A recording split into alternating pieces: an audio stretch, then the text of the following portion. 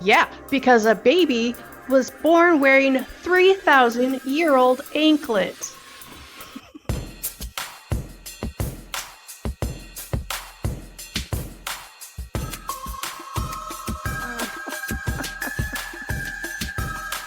Obviously, I'm going for monkeyfish. Do I have a choice? No. I stole it. Okay. Old pendulous breast herself. Chase you through a cave. I know you do outside. And we're going to talk about how wrong you are after this.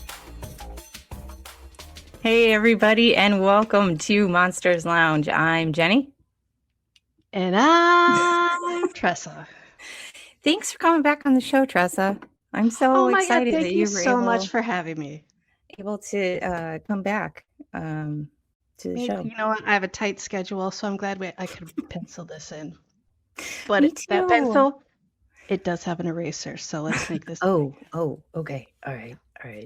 Hey, wait, I want to tell you something that has nothing to do with anything, but I loved it very much. Okay. Before we started. So one of my favorite people in the whole universe is Paul F. Tompkins. He's fantastic. I love him. Yeah. And he's in a billion podcasts that I listen to. And every once in a while, I'll find a new one or I'll go back to an old one that I haven't listened to, and I'll just binge it forever. And there's this episode where he was talking about haunted dolls, and he was like, the worst one of all of them. This is all paraphrased. This isn't an impression. I'm bad at impressions. Sure. Like, the worst of all the haunted dolls is Roger. You know Roger, right? The one that wears the little sailor suit. Yeah. He's like kind of a dick and stolen valor. Like, what's that? Oh, I hadn't even thought about that. Paul F. Tompkins.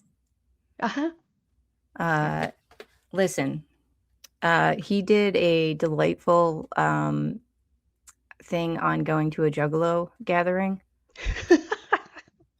that you can find, and it's pretty great. It's funny and also interesting, right? Like, yes. You kind of get to know, and it's not mean funny. No, that's what I love about him. He's so sweet, and he's never ever mean, except for maybe when he is to people that deserve it. Right, which we can all be grateful for that and find that hilarious. Absolutely hilarious. You know what else is hilarious? What's that? Well, two things. First of all, I watched a preview tonight for something called Whale Fall. It's a movie that's coming out based on a book. Now, the book is very touching, and I'm sure the movie will be too, all about sons and fathers and their relationships and whatnot. But the entire preview was this guy scuba diving and getting in the middle of a battle between a sperm whale and a giant squid, and then getting swallowed by the whale. Good. Yeah. Very odd. Very odd. So that was a very strange thing. Also, it made me giggle, and I feel silly because it's supposed to be a very serious movie. But anyway.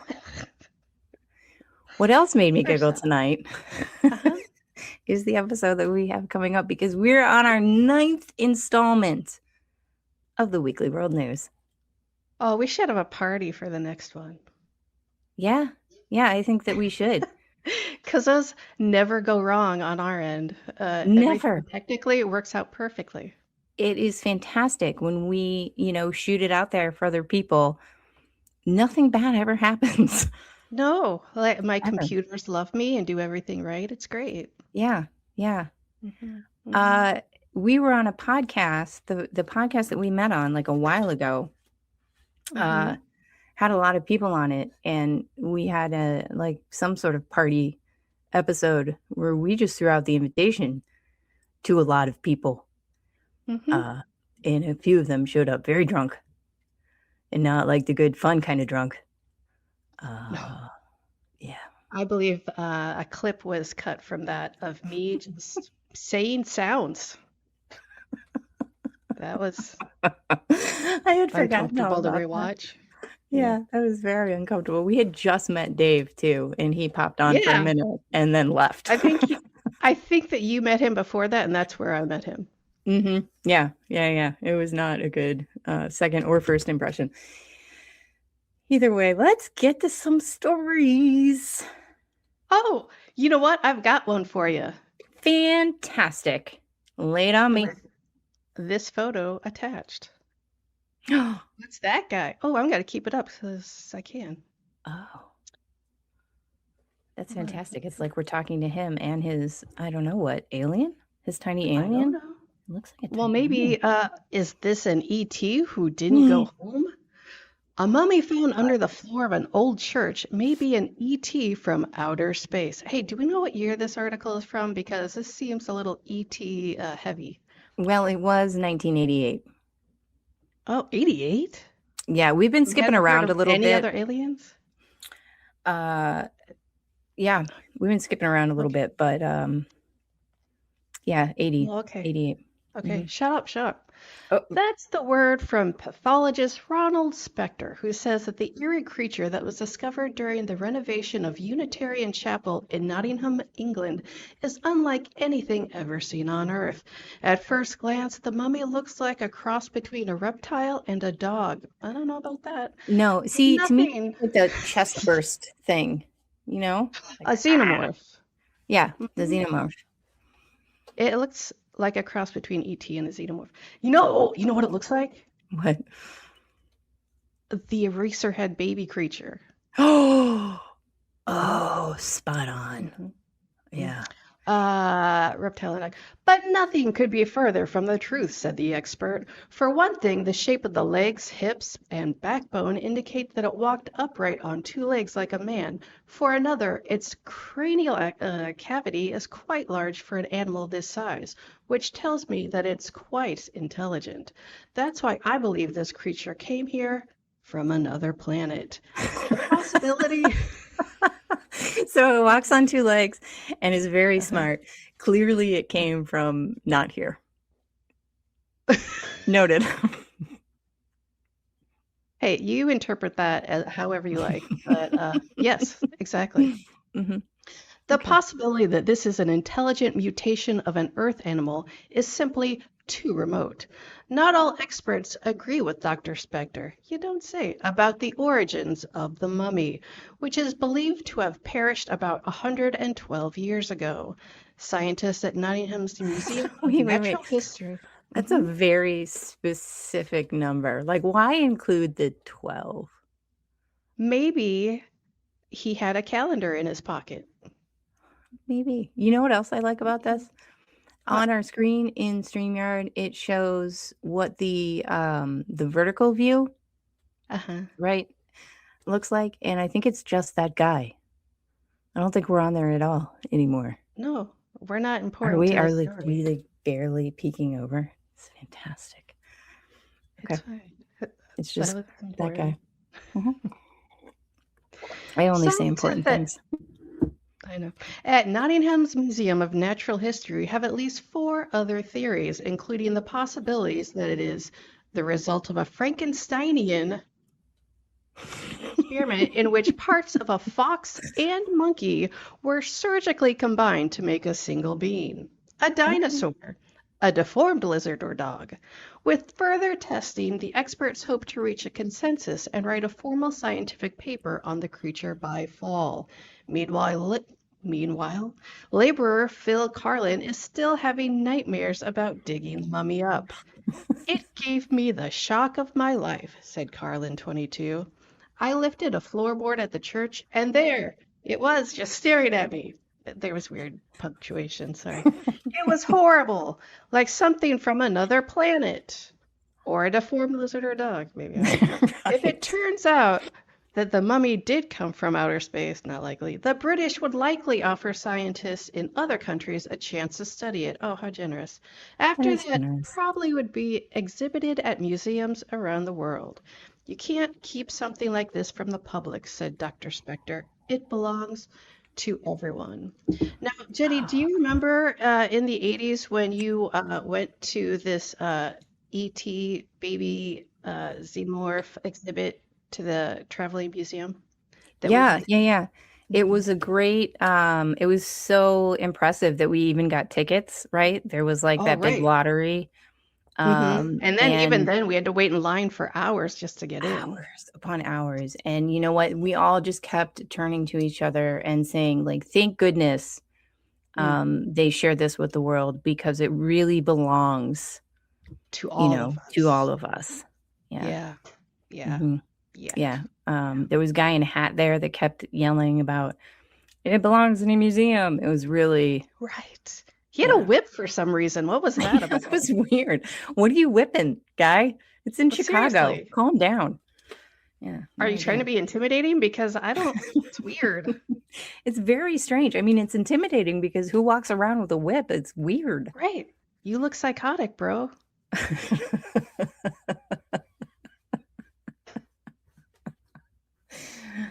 All right. Are we ready for some facts? Boy, are we. All right. Well, here we go. We have no known pathologist by the name of Ronald Spector. We'll start that off. Apparently not, because I just read about him, Jenny. You sound like a liar. I cannot find a record of a mummy in England at all. But there are mistaken mummies out there sometimes. Now there were a few churches that were undergoing renovations during that time period in Nottingham. So there were churches, and in fact, quite a few of them needing structural repair and demolition and whatnot. So, I mean, that's accurate, right? Cool. So I know that you have more information on other perhaps hoax or real, and I think I should say and real mummies, alien mummies. But one that I hadn't heard about was the Austrian air-dried chaplain. That's what they nicknamed it, the air-dried chaplain. And it was a genuine, well-documented discovery. Researchers were analyzing a naturally mummified vicar in the crypt of a 1700s church in St. Thomas in Austria, and they found round foreign spheres in the pelvis, which they thought there was a lot of speculation about it being alien in nature, some sort of implant, but they were actually bladder stones. So you're welcome.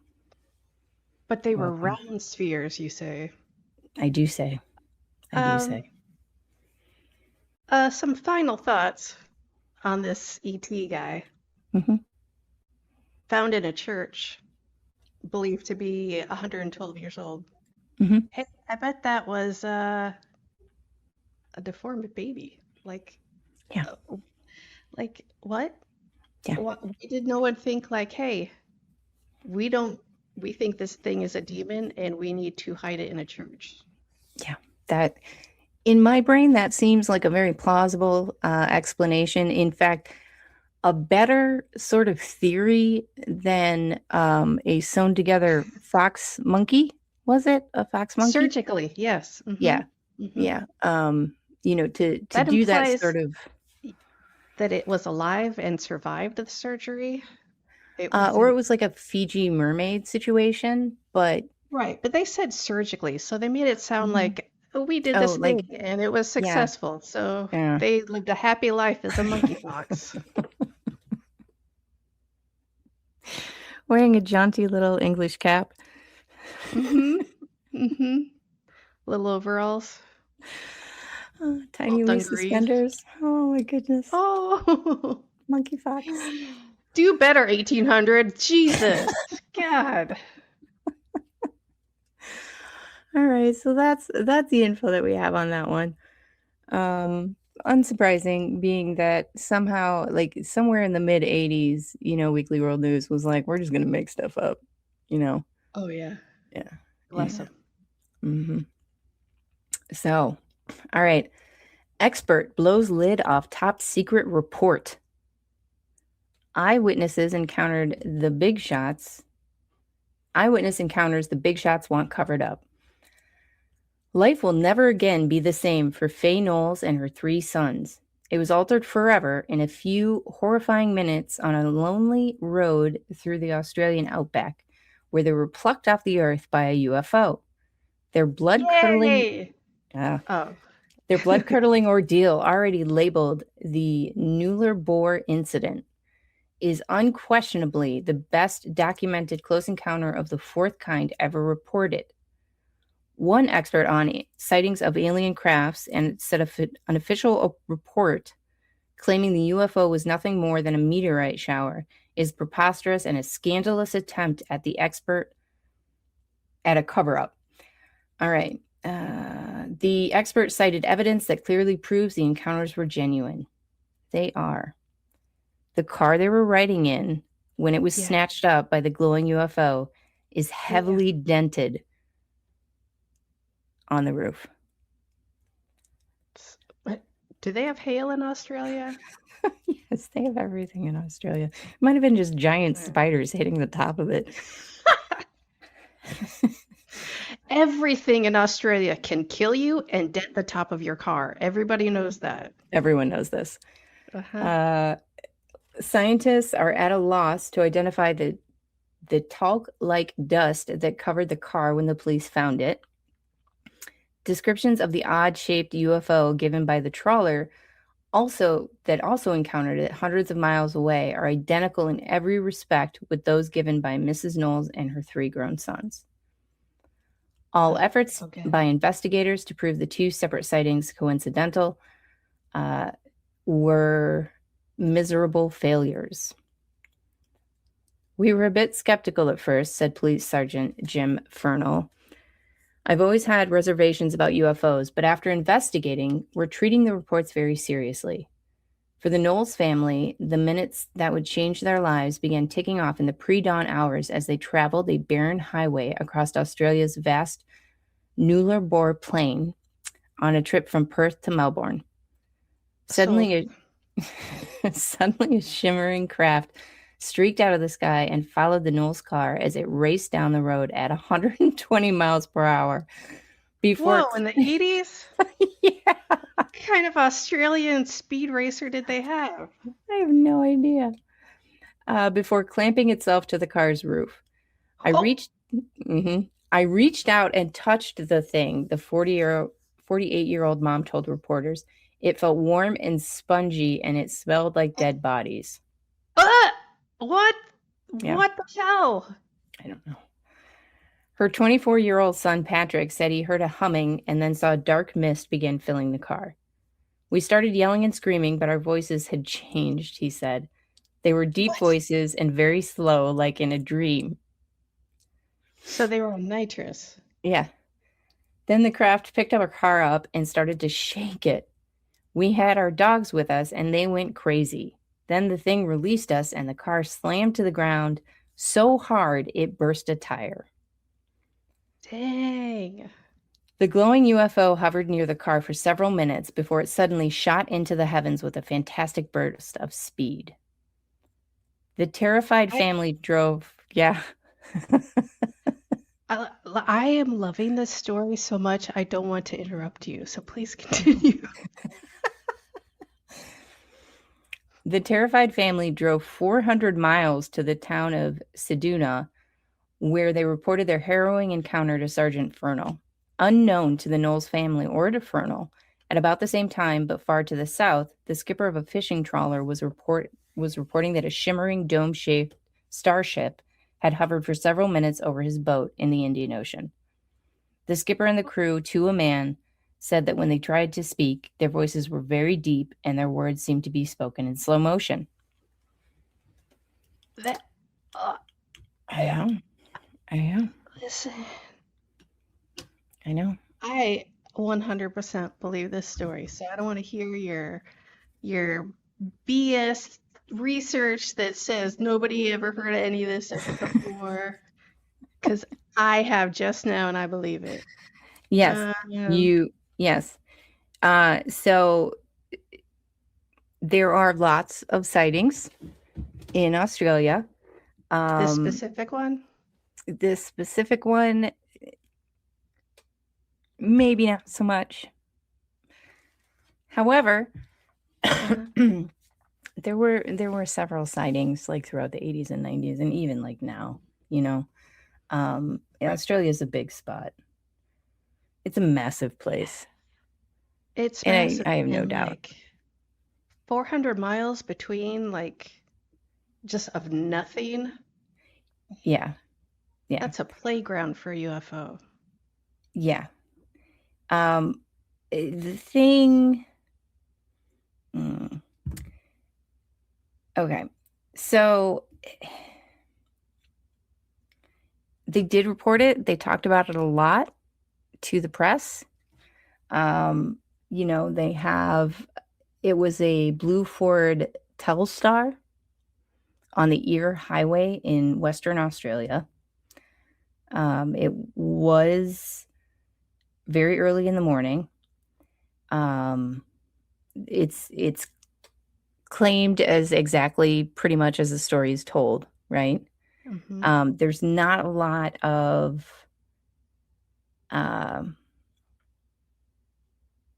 information on what happened to the car afterwards. There was some physical damage and there was black ash. How did they drive 400 miles with a tire that burst? That's kind of my question. Like, I'll drive on a flat tire. I don't care. But right. But 400 miles is a lot. That's now, a lot. Now you're really, really, really going to enjoy this part. Do tell.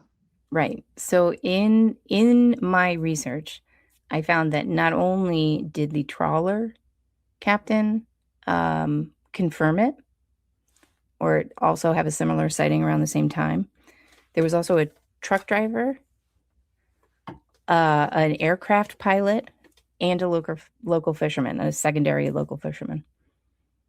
Come on, this is a great story, Jenny. Get on board. Yeah. Now, this is kind of I don't know. So there's some explanation to it, but this is actually way more cool and interesting to me. Is that the fine dust that they collected from the car? They figured out it was actually dust and road grime, but it had melted onto the paint. Melted on. Right. Which you can get super hot in Australia, but that seems weird, right? And also it was at night, so it's not like the sun was glaring down on it. Right. Right. Get hotter. I don't know. That makes sense And to me. the only real explanation that they have are I guess there's dust devils really common in the Australian desert. But I don't understand how that would make it melt onto the paint, right? Like it would just be very dusty. Yes. Yeah. Fantastic. So I'm leaning towards yes. Yeah. Outside of like maybe the spongy material. I mean, yeah, because there was actual damage to the car, right? Which might be explained if they ran through like a dust storm or whatever, but those aren't typically like large rocks aren't really hurled around in dust devils, right? Like, is it like a mild tornado or something? I don't know. Yeah, it's like a tiny, tiny, tiny little tornado that you can see. Okay. Yeah, like a Tasmanian devil? Pretty much. Yeah, they're really cool to see because they come out of nowhere and it looks like a miniature tornado. And you just see the dust like sort of spinning around and it wisps and then it goes down and then it pops back up someplace else. Right. But they're small enough where I don't see them doing that much damage. No, you can walk right through it. It's not strong enough to pick anything up, right? That would do damage to a car. Right. That's what I'm saying. Yeah. So I do kind of believe that. I don't know, though, about the picking up of the car, because if a car was picked up and then dropped. A lot more than the tire would be screwed. So I feel like there was something, right, that happened. I don't know if she like reached out of the window and like felt up on a alien spacecraft that was somehow spongy and stinky. Right. Why was it stinky? Yeah. Did they just run over something that had been dead for like? Maybe it was just like Did a they land vacuum, on them? like a giant vacuum. I don't know. Is there? How is nitrous made? Is it made by gases escaping in a dead body of some kind of animal? Because I don't know. I honestly don't know. Because it sounds like they were on nitrous for a while there. It really kind of does. Oh! We actually have somebody who knows more in the comments, and I'm excited about this one. Could you? Yes, there it is. There you go. William Nighthawk 6630 said vortex of mild wind, but they do occasionally get strong enough to pick up things, not cars though. Okay, all right. So they get strong enough to maybe pick up tiny rocks, maybe a dead animal that she accidentally touched instead of an actual alien craft. You know what? I'm gonna give them their flowers for that one. But I do like the fact that every so often we're still getting something good in this Weekly World News. Yeah. Keeping me coming back, man. Thank you, Weekly World News. Thank you, Weekly World News. Hey, do you have hold on. Oh, never mind. Hey, Jenny, guess what? What? Reincarnation proof from the time of the pharaohs. What? Baby born, because a baby was born wearing 3,000-year-old anklet. And as I have previously noted, questions. it was not born with a 3,000-year-old blanket. Amazing baby Aisha Sabri was born with a tarnished 3,000-year-old Egyptian anklet on her tiny leg. And experts say the mind-boggling birth provides the most astonishing evidence of reincarnation the world has ever seen. I don't know if that makes sense. This is sense. Yes. Are we sure that maybe like was it like a sterile environment? Was the doctor like wearing a lot of rings? Maybe somehow got on a baby foot. I don't know. That's weird. There was a piercing. I mean, how small does an anklet have to do? Have to be? Have to do. I don't know words. Listen, but how? It's got to be like a 50-cent piece circumference, I would think. Okay. I don't know why I'm so delighted that you chose to reference a 50-cent piece. It's the only thing I could think of that was that circumference, Jenny. It's about the circumference of a hay penny.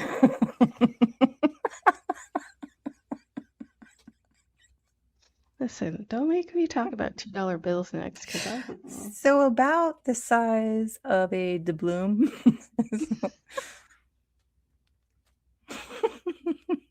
Yeah.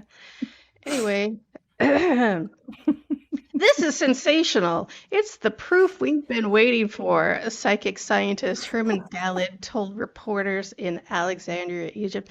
Listen, let me say something real quick. Yeah. Every sentence in this article is more bananas than the next. It's so good. I appreciate...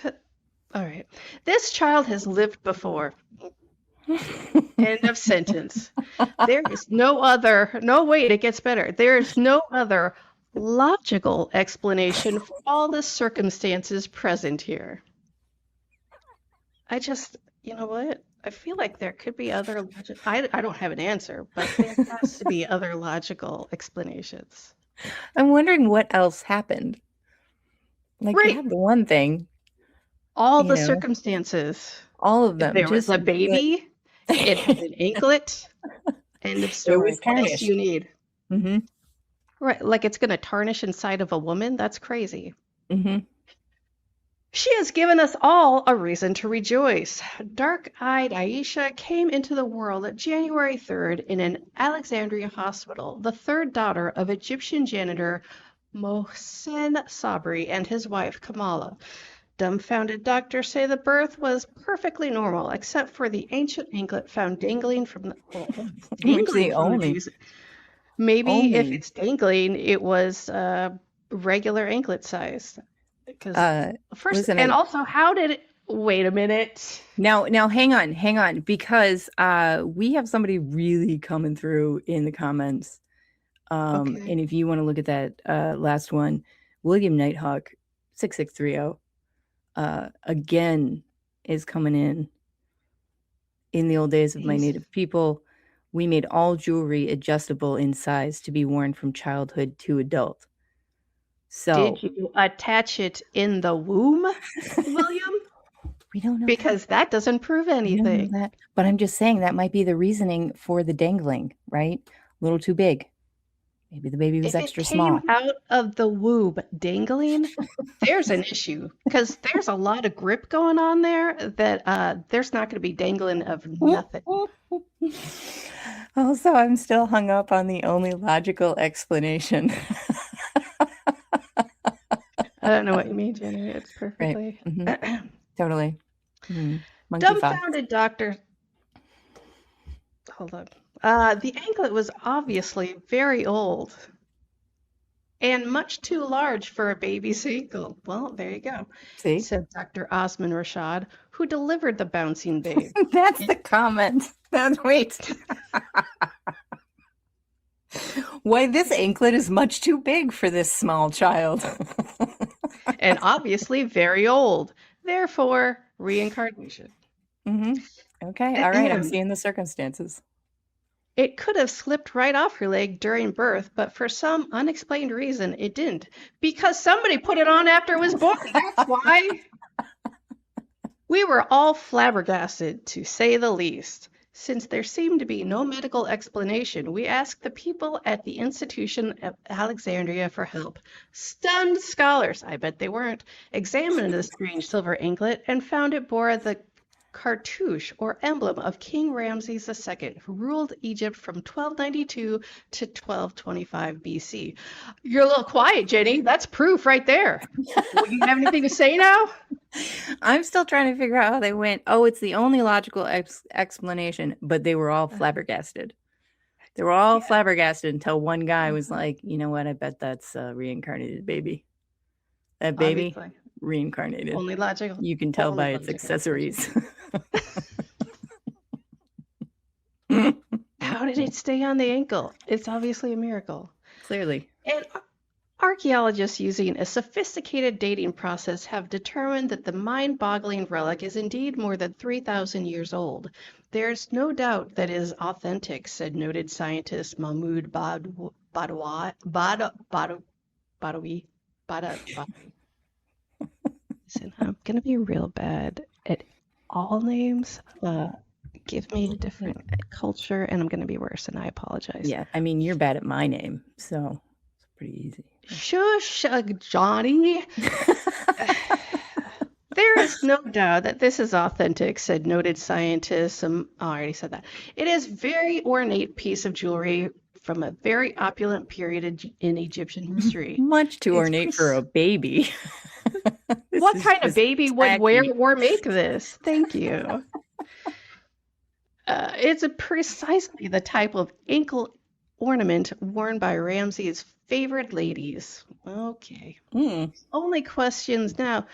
Now they're calling this baby a whore. Okay. Yeah, that's right. Now the only question now is this one of the king's ladies reincarnated? And if not, how did the anklet wind up on the body of this newborn 30 centuries later? Also, king's ladies, you really sweetening up that term. But to reincarnationists, he's a reincarnationist now, Herman Gallen, an other expert in the supernatural, the answer is obvious. We have never had such clear and convincing evidence of reincarnation or transmigration of the soul as we have here, Gallen said. Try as they might, the doubters will be able to find no other possible explanation. This discovery should be a time of rejoicing for all of us. We believe if this child has lived before and will live again, so will you and I. The end. Boy, oh boy, they got my number. She really belongs to the world, honestly. The Do you remember when she did that tour to all the museums and we had to sign up for a lottery to get in and then we had to wait in line? It was really, really weird. She was kind of a jerk. I'm gonna Oh my argue with you. God, the biggest jerk. Oh my Oh, God. incarnate lady of the night. Okay, Look at my settle down, fancy child. anklet. Uh, I know. we don't care Yeah. It's or like, believe you. stop making, Come on. Yeah. I believe she started later on in life a website called Only Feet. Purely to Only highlight Feet Finder? Only Feet. Purely to look at the anklet. Oh, that makes sense. Yeah. I feel like it would have been more anklet centric, but okay. Hey, Yeah. do you have any research about this story? Oh, I tried. I And tried. Yeah, we got nothing. and what? None No, of those. Yeah. no. Listen, King Ramses lady. yeah, no, I'm aware. See, the names are all real, right? But they don't connect in any way. Yeah. Yeah, they do. I just read it. Yeah, not outside of that article. Yeah. Big fat zero. So, Whole lot of ladies, nothing. let's talk about the logistics of this. I'm a This little is afraid of like, this. Okay. You should be, because I'm thinking like anklet diaphragm doesn't really work, and then because it's got to get in there before it starts doubling up and making an embryo. Okay. All right. It's got to be in that sac, but I don't know if it can even go in that sac. It would have to be like part of the DNA. It would have to be part of all the cells that are splitting. Yeah. You know Part what though? of the zygote. What's that? I think the only logical explanation is the reincarnation. It's the only way. It is the only logical that works. Yeah. Because I don't think that biologically you can insert an anklet inside of you and have it be wrapped around your baby's ankle when it's born. It definitely would stay on the ankle. It would be stuck inside you yeah, I mean, it forever. was dangling. It was dangling at best. So, and seriously, way too ornate. No one's trusting a baby with an ornate too large anklet. No, that's crazy. Yeah. God, ridiculous. Only logical explanation. Only one. Come on, people. Only one. What do you got for me, Jenny? Okay. We got something that makes me just so delightedly happy. We got prehistoric 2-ton ostriches prowl Africa's darkest jungles. Jenny, I want to hear about it right after this. Oh, hey, Tressa. Jenny? Oh, I'm just reading my book by international TV sensation, Dave Schrader. I'm reading the book, too. I don't remember the name of it or who wrote it, but yeah. There. I like your shirt. You? I got it on monstersloungepodcast.com. You've got a great shirt, too. Oh, this? That's so weird. I got it at monstersloungepodcast.com, too. They have really great stuff. A whole variety. I know, right? They have everything. Shirts. Tote bags. Clutches. A phone case, I think. It's the best.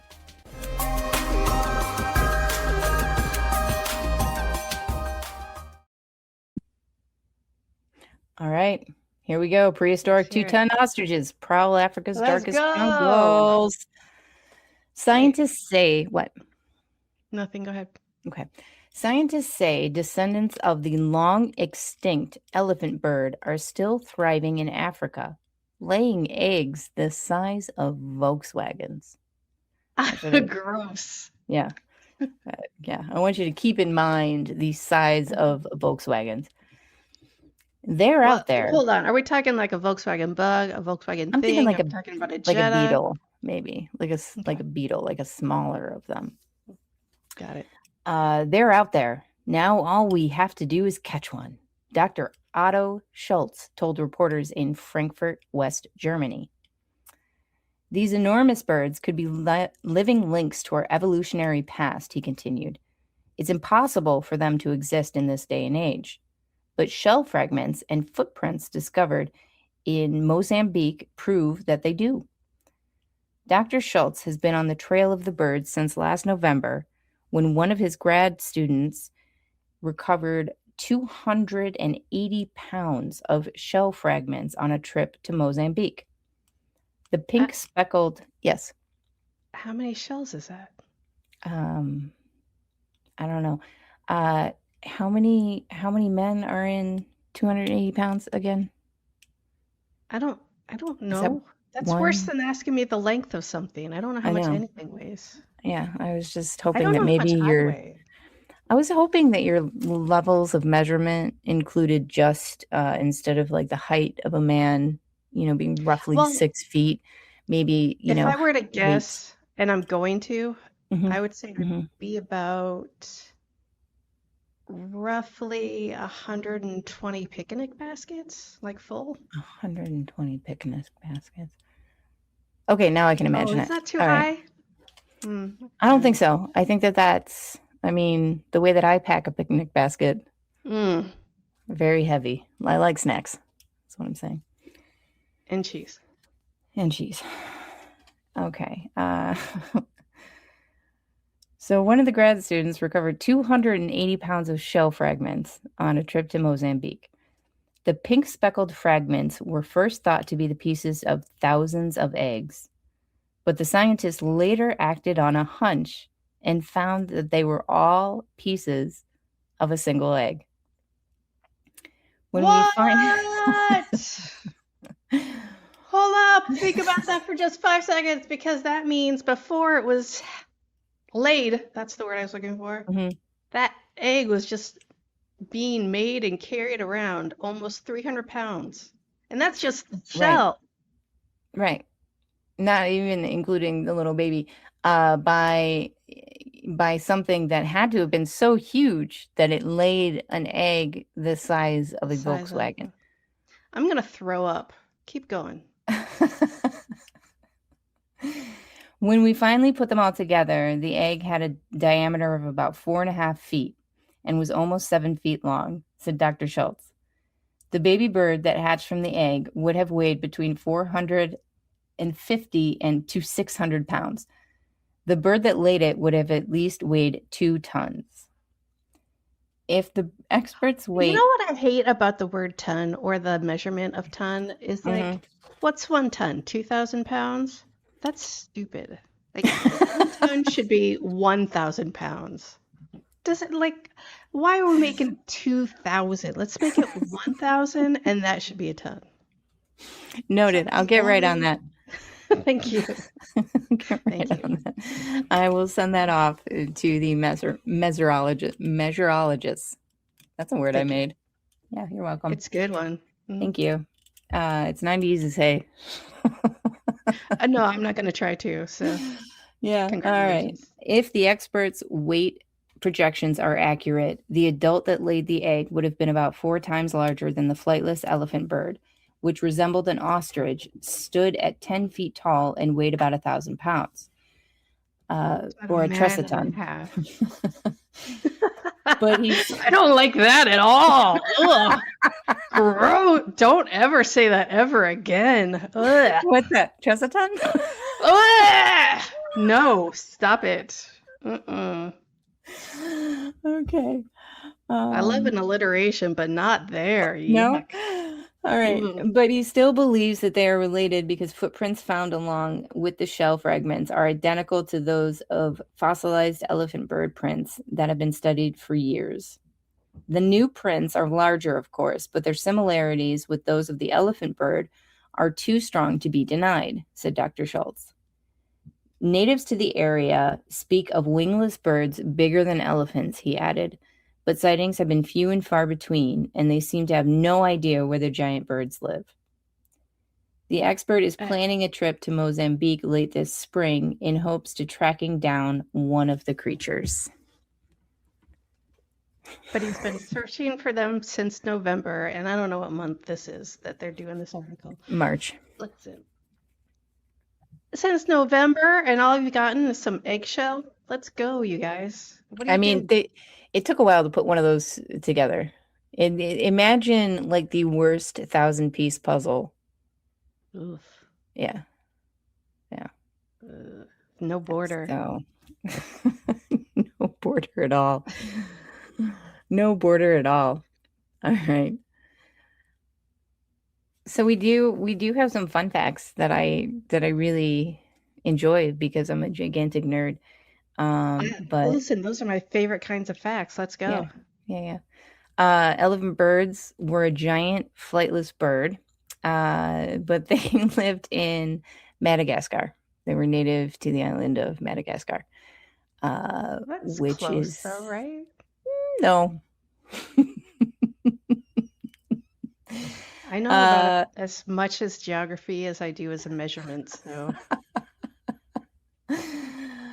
They were believed to have gone extinct around 1000 AD. So they're pretty remarkable. Their enormous size, giant eggs, and unexpected evolutionary relationship with kiwis have made them important for understanding bird evolution, island ecosystems, and the history of extinction caused by human activity. And those were the birds that were 10 feet tall or a man and a half tall? Yeah, a man and a half tall. And they weighed somewhere around an actual ton, 1,500 to 2,200 pounds.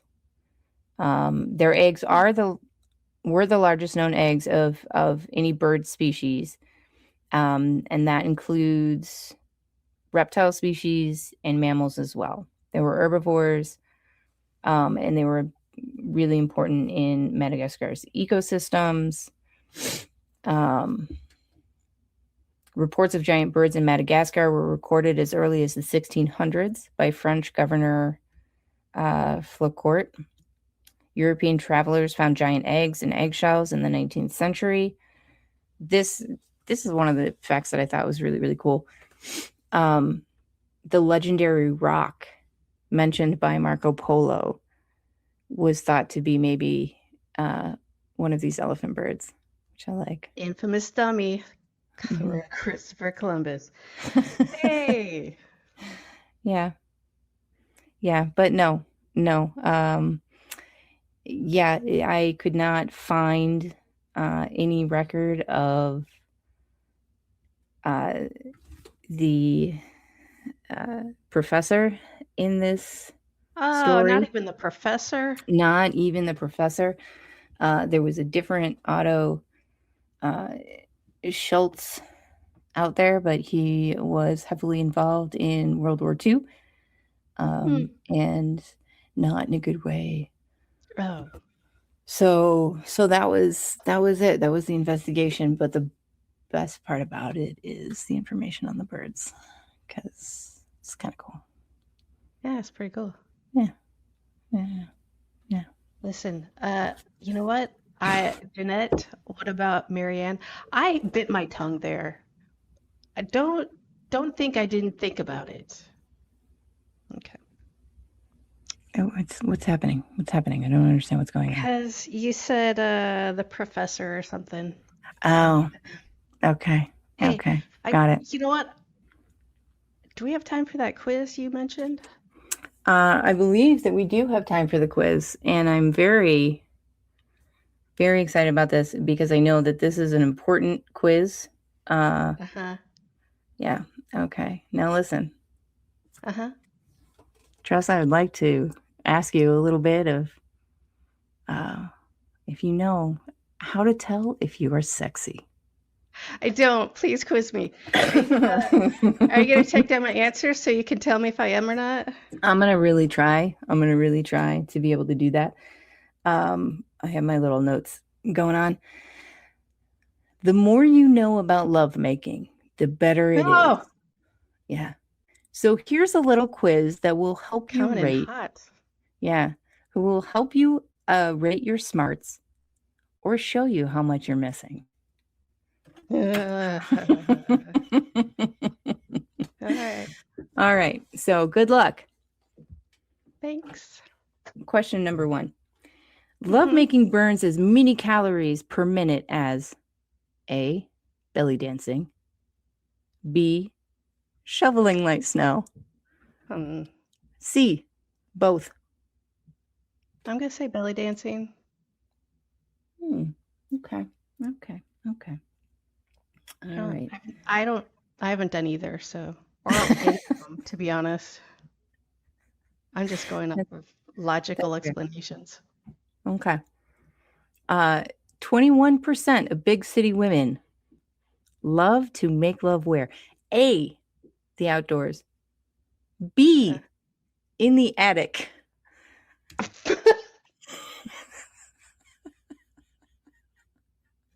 What city is this exactly? C, in the kitchen.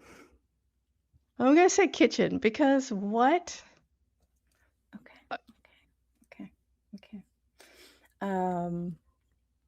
I like the inclusion of the attic. Not quite sure why that's all right. Okay. 3. The average red-blooded American male prefers which of the following as a bedmate? Here's where we get real 80s. A Scandinavian woman. B, an English woman. C, a French woman. Or D, I'm editing this, someone of Asian descent. Oh, we can only assume how offensive that was. Yeah. 80s, I'm gonna go with A. Was it Norwegian? Scandinavian. Same thing. Okay. 82% of American women are happy in bed. True or false? False. All right. Number 5. In what big city are people most likely to have sex in their cars? This is the first time I think that they've stopped calling it lovemaking. Oh, fantastic. A, New York. B, Who has a Chicago. car in New York? C, Memphis. Okay.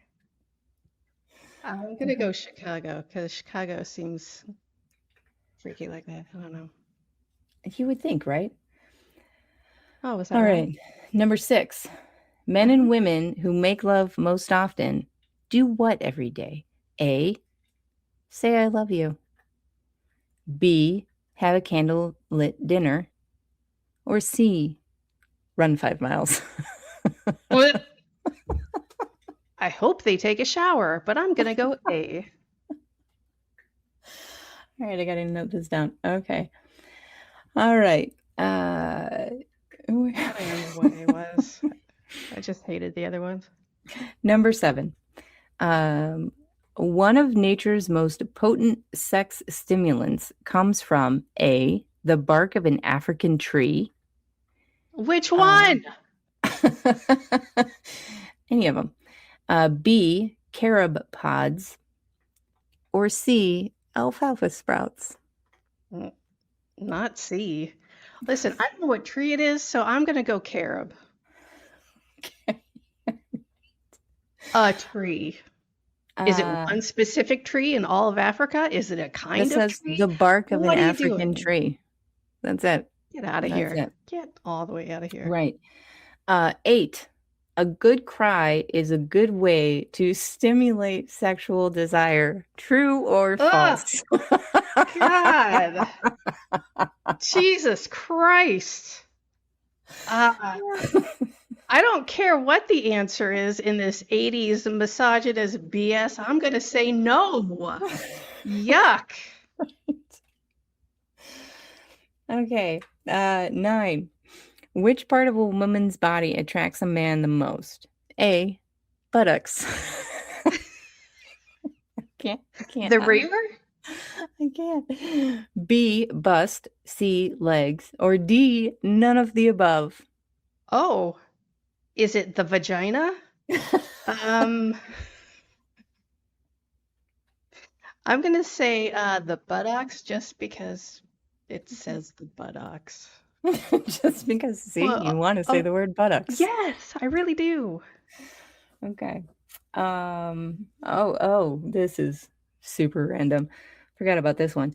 Number 10. Which of the following Tinseltown hunks has the most kissable lips? Oh, Very good. I'm excited for this. Uh-huh. A, Mel Gibson. No. B, Harrison Ford. Oh, Okay, yes, all even right. now. C, George Burns.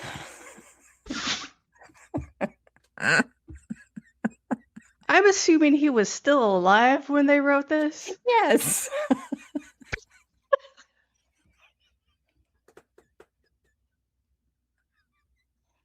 So I'm definitely gonna go Burns.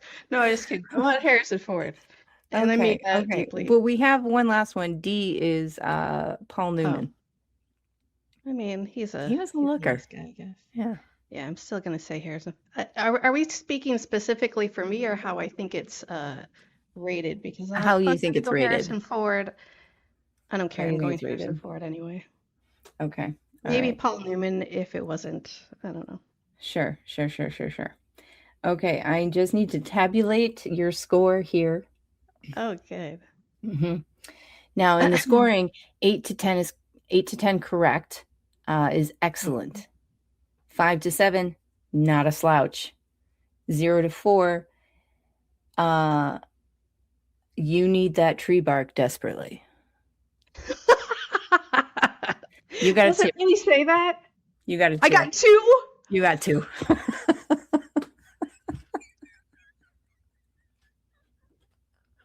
Listen, I was a child when it was the 80s. Give me that test now because I will nail it. And also, the answers are fake and made up and not true. So, yeah, 1,000%. They are very much. The answers are very, very odd. For sure. Mel Gibson won the kissable lips. I would rather make out with. Well, that's before we actually knew what dude he was. Nah, still. Yeah. He had the stink on him. And then I would rather make out with George Burns now. Gross. Yeah, exactly. And of course, 9 was which part of a woman's body attracts a man the most. Was D, none of the above. And then also the second part of the answer was it's her face. It's her face. I think it's the vagina. Yeah. You know, we can differ on So that. the tree bark, the generic tree bark from Africa, they did not describe it. Right. That was it. That was it. What? You know what? Screw you guys. Because what? Hey, would you like this vegetable? What is it? It's a vegetable. Hey, would you like this mushroom? What kind of mushroom? Just eat it. It's a mushroom. Yeah. What kind is it? Will it kill me? It's a mushroom. Yeah, just try it. Let's try it. Listen, but yeah, agreed. We've learned something. What I took away from everything is that apparently belly dancing and shoveling light snow burn as many calories as apparently 80s lovemaking. Oh, 80. Okay. Yeah, okay. I find that a little disturbing. Yes, very much so. Because a lady belly dances and a man shovels snow. So they had to put both of them in there. So you knew what to. Which ones did I get right? Let me check my notes here. Which ones did you get right? You know what? You got number 6 right. No, you didn't get that right. Oh, yeah, because you forgot what it was. Men and women who make love most often do what every day? And it was A, say I love you. Because you didn't like the run 5 miles. Blech. Yeah, I'm not doing that. And then you got right, the I'd rather good cry belly is dance a good cry is a good way to stimulate sexual desire. You declared that false and you were correct. Thank God, because Right? really, Why is that even a really, question? I know. Disgusting. I know. Men are the worst. Hmm. Come at me, bros. Yeah. Hey, Jenny, you know what? It's been so great having you on the show today. I'm so glad you could join us. Thank you. I love coming on. I can come on again as early as next week. I'll check my calendar. My calendar. Okay. Hey, Cool. everybody else, go to our website and check out the things we have merch in all our episodes with show notes and stuff. Until next time, thank you for visiting us at the Monsters Lounge. I can't believe I did that.